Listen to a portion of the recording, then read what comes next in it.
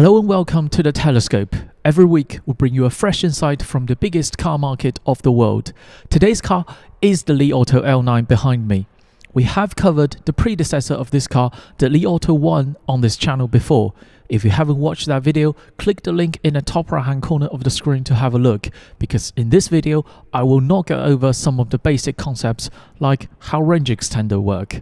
The L9 is a comprehensive upgrade from the 1 in just about every aspect. At 5.2 meters long, 2 meters wide and 1.8 meters tall, it is now a full-size SUV even by American standard. The exterior design is a further evolution from the Li Auto 1 with the wrapped around daytime running light front and rear. And similar to Neo, Li Auto positioned the LiDAR at the top of the car. The interior is where the L9 took some risk. There is no instrument display. Instead, you have the best head-up display I've ever seen on any car and the info display on the steering wheel that is also touch sensitive. For people who love the heads-up display, I know there are many, this is the dream that you've always wanted. It puts navigation map magnified directly into your line of sight. I think this works so much better than all of the augmented reality heads-up display which tries to superimpose directions onto real-life subjects. I would just like to point out that this setup does not work all of the time. If you're following a white car under direct sunlight, the heads-up display could be hard to read. But I applaud Li Auto for being adventurous on heads-up display. All things considered, I think they pulled it off. The infotainment screen and the passenger screen have now been updated to OLED and is the best screen I have seen on any car, period. Powered by two Qualcomm 8155 chips. Yes, this car needs two of them. You will see in a minute why. The interface is very responsive. The fit and finish of the interior is a monumental step up from the Li Auto 1. I said the interior of the 1 is somewhere in between a Volkswagen and an Audi. Premium but not luxury.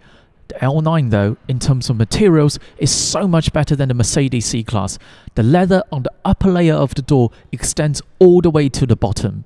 A minor criticism, the interior of the L9 is indeed crafted in great materials, but it feels a bit incoherent. Take this speaker cover for example. By itself, it is beautifully detailed, but when you look at the cabin as a whole, it's sort of left there in the middle of nowhere without a clear sense of definition about why it is there. The luxury atmosphere in the L9 is largely supported by the premium materials and not the design.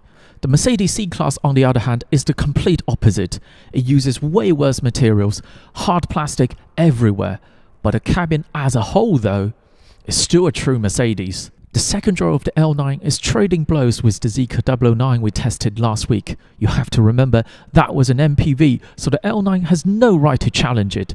But I would argue, while the 009 still has the edge, particularly in the vertical space, the difference between the two is small enough that you will have a hard time choosing between them.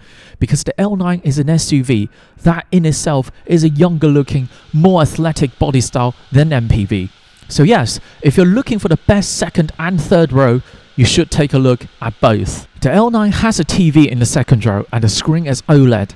At night in videos with lots of dark scenes, the OLED has a clear advantage over the LCD screen of the 009.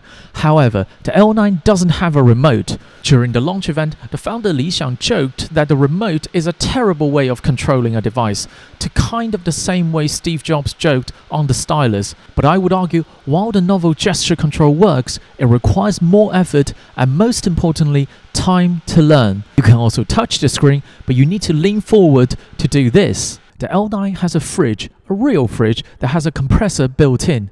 From iced cokes to warmed milk, the L9 really has some party tricks for a big family. Now the performance. The 1.5 turbo 4-cylinder on the L9 in terms of MVH is a huge step up compared to the 1.2 3-cylinder on the Li Auto 1. This car now feels strangely quiet. There is a difference when the engine is engaged, but the difference is small enough. The last time I felt this isolated from the rest of the world in another car is in the new Range Rover. Yeah, I do think in terms of noise performance, this car is on that level. Power now sits at 450 PS. And if you fully charge this car under launch mode, it can do 0 to 100 acceleration in about 5.3 seconds, which for a car of this size is kind of amazing. But most of the time, this car feels like a 7-second car when the engine is not engaged. And to get 7 seconds kind of performance, you still need to plug this car in to give the battery enough state of charge. If you don't do that and use the L9 as a pure petrol-powered car, it feels like a 9 to 10 seconds car, and acceleration above 90 kph is very limited. So plug this car in and you will have very good performance. The ride on the L9 is what I would describe as uncompromisingly soft. It is totally comfort biased with little to no consideration to handling. The steering on the L9 is, I think, where Li Auto pushed a bit too far towards comfort. The steering now on this car is too light. To put it into context, the sport mode on the L9, the steering weight, is lighter than the comfort mode than my personal Volkswagen ID3. That's how light it is. And if you use comfort mode on this car, you will be tricked into thinking that this is a very agile car, but of course it isn't. This is a very laid back, softly sprung, long suspension travel, full-size SUV. And the L9 doesn't have the 48-volt anti-roll system that the new Range Rover, Bentayga, Cullinan and the DBX has to help with body control. So don't misbehave in this car. It is a very heavy, big, full-size SUV, and so it should be. But let me make myself clear, this is not a difficult car to drive. You can build up confidence in this car really quickly. My only criticism, and I think this only applies to people who are interested in driving and want some feedback, the L9 seemed to eliminate any sort of feedback by design to help with the sense of luxury and the quietness, to the point I feel like I'm not driving in this car, I'm moving. If I'm in the L9, it can only mean that I need to carry someone to somewhere.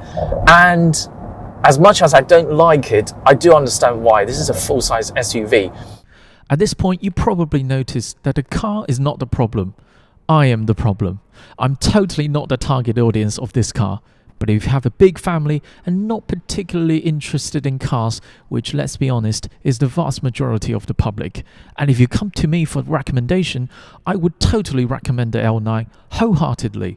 Because they are too busy with work, family and everything in between. They just need a space that shuts off everything and carries the family with comfort and quietness. The Li Auto 1 is a car that has reasonable feedback in its chassis and has a reasonable steering weight, so the change to the L9 to total quietness and a total ease of use clearly is a conscious decision. While I don't like this direction, I totally understand the reason, and so far the market response has been explosive. The L9 is the best-selling full-size SUV currently in the world. Yes, I know this car is only available in China right now, but even so, the monthly sales is already higher than all of the full-size SUVs that you can name.